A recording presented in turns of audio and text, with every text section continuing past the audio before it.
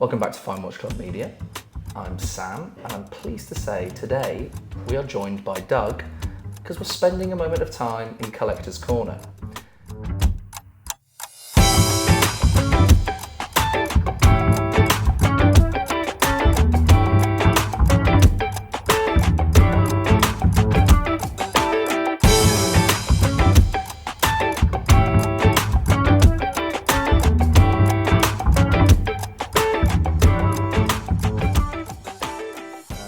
So Doug, thanks very much for coming. My pleasure. And really, these are going to be talking to watch enthusiasts / collectors, friends of the channel, friends of Fine Watch Club, members of the Fine Watch Club. And really, we're just going to explore how we kind of got into these watches, what they mean to him. Well, Doug and I met back in September-ish. Must have been about September, yeah, because it was not long before the London Watch Show. That's which was it. October, is that right? That's it. Yeah, so it was fairly soon. So Doug was a customer, popping in, a local customer, and Doug and I realised very quickly that we had some shared interests of motorcycles and motor vehicles, and turns out Doug was looking for someone to go to the London Watch Show with, so we booked the train tickets and away we went. I remember us having the pleasure of dining with Mr. Oisin O'Malley that evening. Yeah. I think we have a few shots of that as well, but perhaps we'll talk Dining about that. and drinking. Dining and drinking. Surprise, surprise. Let's take it back to where you all kind of started with horology and with wristwatches. I guess it literally goes back to childhood. I mean, it really was. I remember, I guess I was probably maybe about 10. And I borrowed my eldest brother's watch because I thought it looked really cool, and I wore it when we went away on a family day out down to Loch Lomond in Scotland. And when my brother found out I had my watch, I got a clump around the ear for my trouble. But I've always been fascinated in mechanical things, and as you mentioned, motorbikes, cars, aeroplanes, watches, anything mechanical is interesting to me. And watches are a very personal thing, but in terms of getting really seriously interested in watches, I think I, along with many others, would have to cite Sean Connery as James Bond as one of the early inspirations. You know, he's up there on the wall behind us. He might just be on your shoulder there, Doug. Yep. Yeah, which is very fitting. Slange Sir Sean. Yeah. Salute. Because hitherto, watches in movies were very, very tiny little extras, little props. They had no role to play whatsoever. But in the James Bond films, the watch was a significant player. And to see a guy wearing this watch, which got quite a lot of screen time, and it was doing something very important, you know, he was off swimming, and I thought, oh, how amazing would it be one day ever to own a watch like that? And never thinking for a second that I would. But you never know how life's going to turn out, do you? And I remember also later as a student, walking through the streets of Glasgow, I stopped outside a big jeweller's shop. It might have been a map and a web, I can't remember. And looked in and I saw the Rolex display, and I saw a Submariner, and it was over £1,000. And at the time I'm thinking, my car isn't even worth that. What is going on? Who would pay £1,000 for a watch? So without revealing your age, you said a few years ago, naturally I think you're probably about 39, Doug, just a few years older than me. Cheers. So £1,000 for a Rolex Submariner, 19... That would be probably around about 1981, Wow. 82, so that's 40 years ago. Yeah, I was certainly a twinkle in my father's eye. Yeah. That was my introduction to watches as expensive trinkets. And as I say, I never imagined for a second I would be in the market for something like that. James Bond would probably be the guy I look at who used a watch as a tool. Yeah. Now, tool watches is such a buzzword in the watch community, isn't it? But very actually, much so. he really was. His watch really was a tool, whether he was blasting a door open or Getting messages electrifying. coming out the back of Exactly. it. It had a garrote wire. Yeah. So there were multiple purposes to his watch. Yeah. Do you think that's had an influence on your... You know, you mentioned Bond, obviously, and Mr. Connery. I'm adolescent enough. Do you think that is... But you saw a purpose for his watches, and that's made you maybe think, well, I want a a GMT hand or a moon phase or an alarm function. Yeah, I suspect definitely that complications for me, I've always found complicated watches just fundamentally more interesting than a Calatrava, you know, a really low-key Patek Philippe two-hander.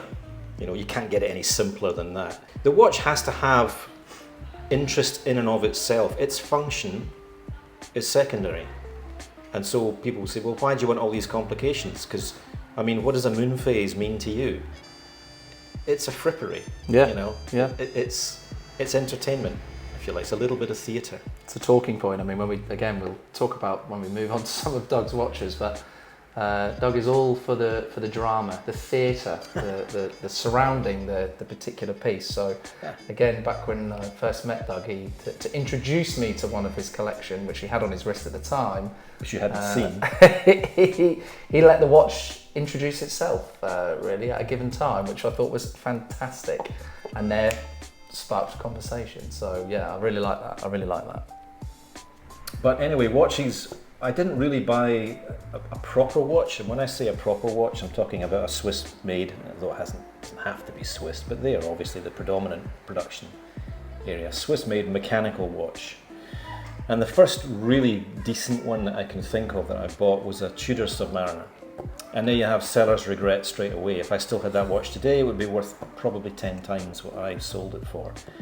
But I thought that was the bee's knees. It was very, very like a Rolex Submariner. In fact, it had a Rolex crown and a Rolex case. It was a Rolex to all intents and purposes, although it probably had an ETA movement. And it was blue, and it had a blue bezel, and it was beautiful. Most of the watches I have bought over the years, I've kept for a period of time, but it's only relatively recently, and that means probably, but the last 9 years, I've got quite serious about watches. And I've kind of honed my targets, if you like, and my style.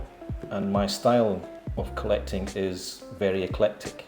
My approach is what we've described as kind of complication bingo. It's to try and get as many different complications in your collection as possible. So that means, you know, your chronographs, your moon phases, your annual calendars, your perpetual calendars. A tourbillon isn't actually a complication, it's just a bit of fancy showing off mechanical. It doesn't add any information, which is what a complication needs to do.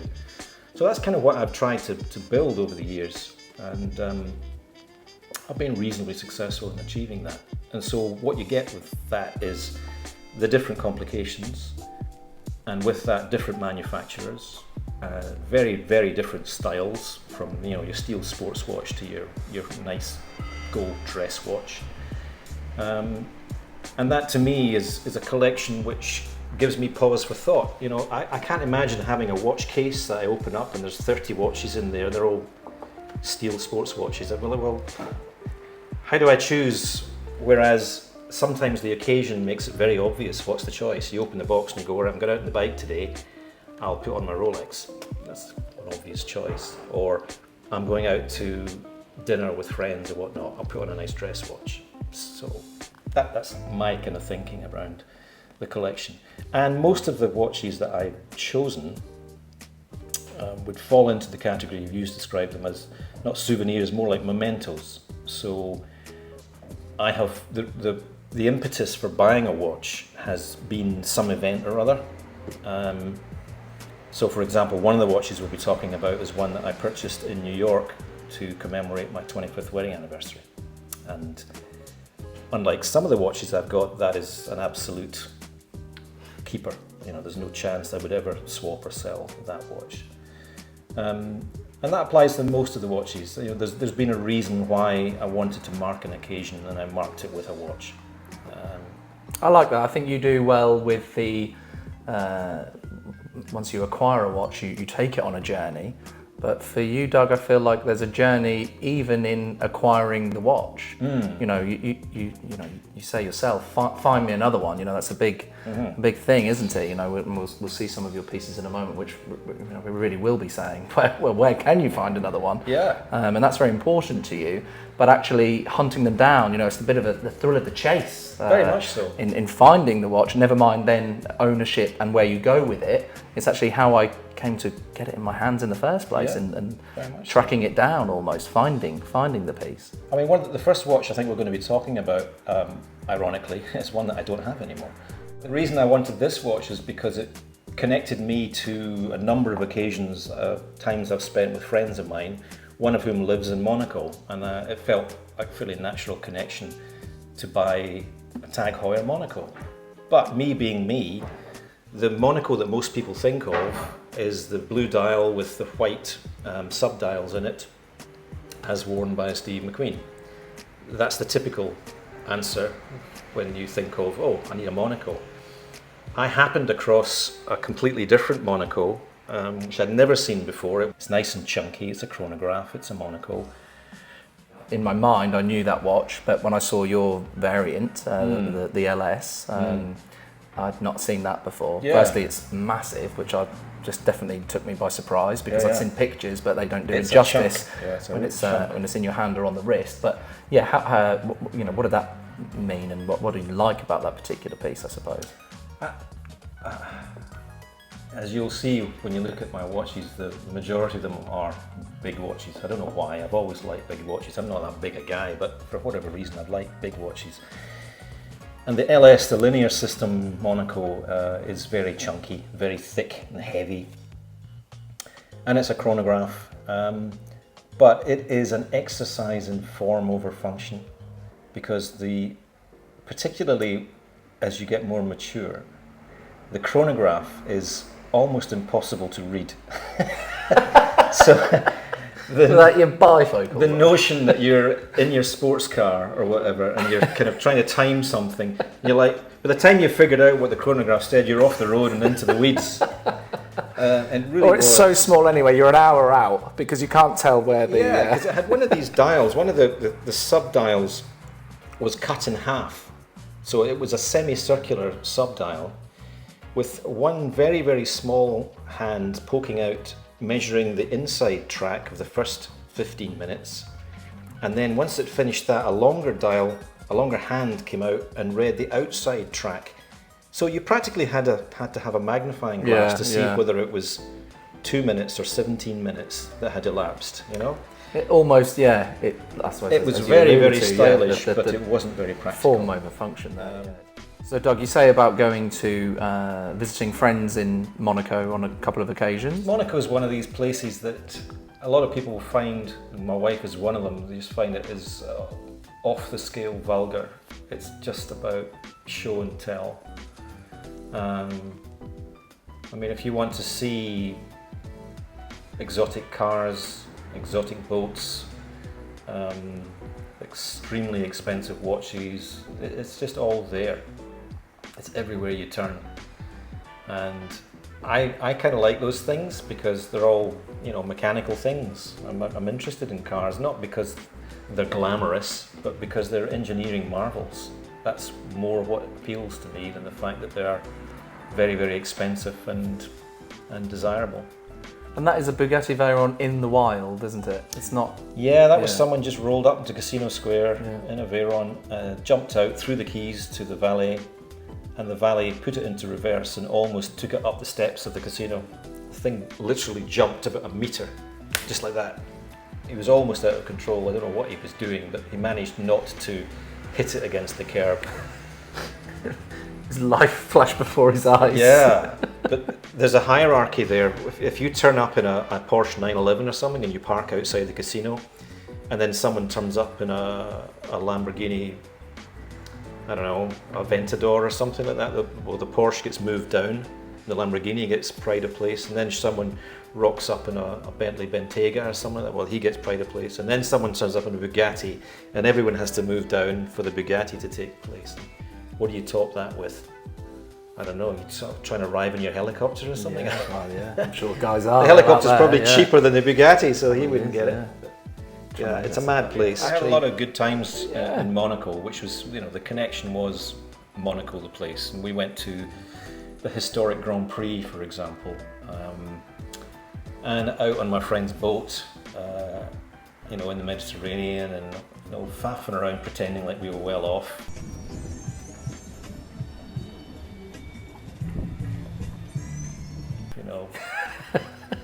Buying a trip in a helicopter from Nice airport into Monaco, and I was sort of thinking to myself, that's the fastest €100 that you can vanish. But I said, that's not the fastest 100. You walk into the casino, the 7-minute helicopter ride doesn't compare to the 7 seconds it takes you to lose €100 in the casino. There's guys in there chucking down chips worth €500,000, and you're thinking, you do look very cool walking across the helipad, though. There's something. Well, my wife thinks it's the height of pretension. But I said, well, it's not as if I was pretending that I'd been on the helicopter. No, that I had actually taken the helicopter trip in. I would have staged the photo, Doug, I'm sure. Lots of people do. It's like the guys that go into the Rolls Royce showroom and stand there getting a selfie next to this Rolls Royce. How ridiculous is that? That's not your car. Anyway, the flip side of that, of course, is taking the rather more prosaic bus back to Nice airport. Yes. Because we didn't feel like spending another €109. Yeah. And you'd lost your money in the casino. Anyway, yeah, I was broke by that point, yeah. The boats, they are so extreme. It's hard to relate to them as an ordinary person when you see a boat that someone has spent $200 million on, and that's pocket change to them. It's without even, never mind the crew and everyone, the chef and everybody else on board. Yeah, exactly. They'll spend €100,000 filling the fuel tanks. And sometimes these ships are so big, it's more cost effective for them to steam from Monaco when the boss, as they call them, usually the owner of the boat is generally referred to as the boss, is off doing something else. They're over in New York or wherever in business. The guys will take the boat and steam right across the Mediterranean to Algiers or somewhere like that and fill up the tanks there because it's so much cheaper in Africa than it is in Nice. So they'll steam right across the Med and all the way back again and have enough fuel left to make it worthwhile to do that, because there's hundreds of thousands. There's a disparity in cost, yeah. It's an insane place. And I enjoy it for a few days, but it's not somewhere I would want to spend an awful lot of time. And Now the reason I don't have that anymore is because I've got something which is a completely different league in terms of quality, better, and even rarer as well, and that speaks to me as well. I don't want watches that everybody else has got. I'm not interested in being in a gang or a tribe. And everyone talks about being an individual, but sometimes their actions say something else. Very true. And this hysteria around Rolex GMTs and Submariners and all the rest of it leaves me completely cold. When the crowd is running that way, I'm walking the other way. I think, again, it's, not to get too deep, but really it's how it makes you feel, and who is to say how you should feel. There's nothing more personal than how something or someone or a moment of time makes you feel. Yeah, I would never criticise Rolex watches. You are an owner of I own a watches, Rolex watch, and I'm planning to have another Rolex watch, but it's not just because, it's only partially because they're Rolexes. It's because of what they do and what they represent. It's not because they make me feel like I belong to a certain crowd or whatever. That's nothing to do with it, and that will become clear when you see the one I'm talking about. Yeah. So anyway, it's gone to a new home, and I have a far, far better replacement. Well, I suppose this is a good time to reveal watch number 1 then, Doug. Or watch number 2. We've Or talked is about it- the tag, so this is watch it will number 2. now be watch number 2. You're going to completely catch me off guard with all of this now, aren't you? So this is Girard-Perregaux Laureato Absolute, with a stunning blue dial. Absolutely stunning blue dial. That has 419 parts, of which 63 are jewels. It's a 44mm case, again large. It has titanium case, which is DLC coated in black, deployant clasp. It's very light, very comfortable, just beautiful. It was a gift from my wife, just out of the blue. And so that was part of the impetus for moving the tag on. I'd had the tag for nearly 10 years. So I kind of felt that that relationship had run its course. Yeah. And breaking up wasn't so hard to do. Yeah. Some watches you could never sell, and I suppose, again, I'm fairly new to this industry, but for me, I thought, oh, you know, if it was for a special occasion, again, I suppose the 25th wedding anniversary, there isn't an occasion that could be more significant perhaps at the moment for you. But for me, learning that actually the watch that you don't wear that often, that's part of your collection when you're hankering after something else, and then you get to use that as the vessel to get you into the next watch. Yeah. It will always be, you know, we're here talking about the Monaco LS at the end of the day, aren't we? Because it played a significant part in your life. I enjoyed the watch, you know. But anyway, this is something special. And again, the quality is so apparent. The construction, the accuracy, everything about it is absolutely top notch. And the rarity. I'm pretty confident I will never see someone else wearing one of these. Pretty confident. Is it a limited run? No, but Girard-Perregaux makes fewer watches in a year than Rolex turns out in a fortnight. So there's just not that many of them in circulation. Yeah. And again, that's part of the appeal for me. Just like the Monaco LS, I never ever saw, in 10 years of ownership, I never saw someone else wearing one, and I'm like, check. Yeah. And I'm pretty confident I'll never see someone else wearing this. Yeah. And although it is double the price of the Monaco, it doesn't look like the kind of watch that's going to make you an obvious mugging target. Definitely not. No, I don't think doesn't it's shout what it is. I'm trying to coin a phrase. It becomes a nervous wear in certain circles, depending on what you're wearing, especially if it's very obvious, or it's a precious metal, for example. One thing I will have to say, and that's why I'm just taking my own watch off for a moment there, is because it's probably one of the only watches in Doug's collection that I could just about wear without feeling like a child in a grown-up's watch. Look at that, absolutely. It is the blue, isn't it? We said that when you first brought it in. They do another version in stainless steel, which is a limited edition, and it's called the Eternity, and it's got a cobalt blue dial. They've only produced 188 of those, and it is, I saw one in the flesh in Monaco, oddly enough, which was not available because they've all been sold. They're available on the secondary market at a substantial premium, and it's just one of the most beautiful watches I've ever seen. Really like that. Really nice. So that's the journey on this watch. Is how old have I had? I've had this since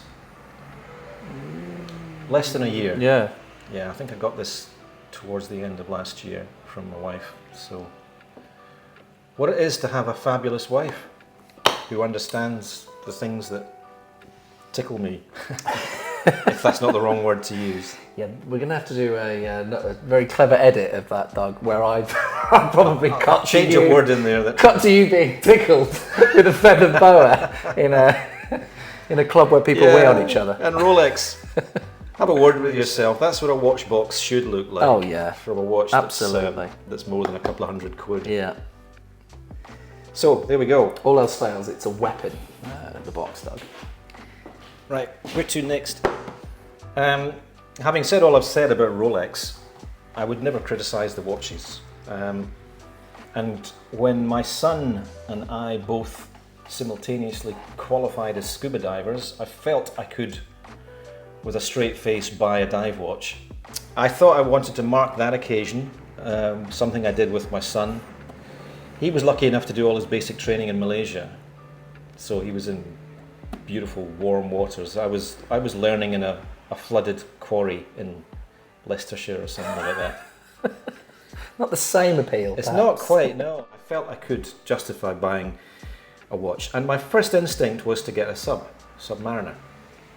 Now, bearing in mind this was 2015, Rolexes were relatively available back then. But as luck would have it, I came across an advert in a magazine for a watch that Rolex had just recently brought out, relatively recently. And it's the Sea Dweller, which has been around for a long time, but this was the James Cameron. And it is the only Rolex ever that has been produced named after one individual. James Cameron's got some big leverage, shall we say. He's a lifelong diver, and he's the guy who went to the bottom of the Mariana Trench solo. I mean, cojones? Yeah, really? big ones. And as soon as I saw this watch, the advert, the picture, I thought, if you're going to get a dive watch, you've got to get that one. It is, I still believe this is the best looking dial that Rolex has ever produced, bar none. It just says something. Subs with a black dial, it's a very much functional tool watch. So Sean. But this is in a different league. And the dial has the graduated colour from the pale blue that you see at the surface in the water down to the Stygian darkness of deep water. Obviously with a water resistance of 3,900 metres, which is just under 12,000 feet. Chunky, I think, is an understatement. It's a 44mm case, it's 17.9 millimeters thick. The crystal is 4.9 millimeters thick. The only Rolex in the lineup that uses titanium is this one. The case back is made of titanium as a small attempt to try and reduce the weight of it, because it is. That's what I was going to ask. Is that done for weight saving? Just but to try and really, save it's a few grams. Yeah, it's too late by then, wasn't it? With the absolute beautiful watch, and the weight again is very weighty. It was superseded. That's the 116660. It was superseded by the 126660. And what they changed was essentially the bracelet, because that bracelet, to be perfectly frank, is not really proportionate with the case. It's too narrow. The clasp is too narrow, and the next iteration, they chunked it up to match the watch, and it's definitely an improvement. Yeah, the tapered bracelet doesn't fit, does it, at all? It makes it prone to capsize. Yeah. But I wouldn't change that. I mean, that watch was bought for a reason, and that's a definite keeper. And if it gets, when I go diving, I will wear it, even though you don't need it, and you wear a dive computer to do the serious work. That's just a bit of a backup. And if it gets bashed and scratched and dinged, fine. You're cool with that? You're keeping it. You're not thinking about resale. Yeah. It's not a dress watch, and that's part of its journey. When I eventually leave it to my son, it will carry the scars of my use with it, and that's part of its story. So have you been in water with it? No. Not yet. You're not reselling it. Have you? You're not been in water with it? No. I haven't. You did never dive with it? No. I haven't dived for a while actually, and it's something I'm planning to do with my son. Just trying to work out our schedules to see if we can arrange a trip to somewhere like Mexico or somewhere. But it does need to go in to be resealed, because you're supposed to get the seals checked every 18 months. Of course, if you're serious about it. I've had that watch for 7 years now, and it runs perfectly well. It doesn't need servicing, but if I was going to take it into some water, kind of 80 meters down or something like that, I would need to be sure it was. Doug, tell us about the order of events. You qualified. You're already obviously a casual diver. Yeah. If that's a thing, I don't know. I'm not in that game, but recreational. A recreational diver as opposed to professional. Professional. You took the leap, and I'm assuming it was some lovely father and son time doing something like that together anyway. Yeah. So it's nice to then honour it with a purchase such as this. But what were you in the market for a watch? Tell us how that came about. You did the course, great, but were you already thinking, I'm going to get one of those, because that makes sense? Or Yeah, you've done it and then you're like, saw the advert, I mean, you referenced the advert that you saw, were you thinking, I want a Rolex? I mean, remember that the first watch you were talking about to us was the Submariner, seeing the Tudor Submariner. Yeah, that was part of it, because the process of qualifying as a scuba diver is not simple, and it's not quick. I mean, going underwater is dangerous. You've got to know what you're doing, in much the same way as you wouldn't just jump into an aeroplane and start the engine and have a go. You know, how hard can it be? Well, you'll soon find out. So it was sort of during that process of going to the local dive centre here, which I would strongly recommend to anyone who's interested in it. It's called Crystal Seas. They're very, very experienced and very knowledgeable and very nice people. If you want to try diving, just try it. See if you can go underwater and breathe with an aqualung without having a complete panic attack. They'll take you through the whole process. But there's a lot of book work that has to be done to understand what you're doing. And I guess it was through that process that I thought, yeah, I'm going to do this. I've tried it and I like it. So at some point when I feel I've kind of got my stripes, as it were, I will buy a proper dive watch. And I was considering 2 or 3 things. I quite like the Omega Ploprof, but I thought it was just a little bit too ugly and a bit too clunky to use anywhere other than diving. Whereas this is a watch that I actually wear quite a lot in casual settings. I paid under £8 for this, and these are trading for, I don't know, 13,000 or something nowadays for used ones. Yeah. So, but again, this is not one I would ever sell, so its value is completely academic to me. I don't care what it's worth. I mean, if someone came along and offered me 30 grand for it, I might reconsider, but that's not going to happen. I doubt. Anyway. But if you are out there...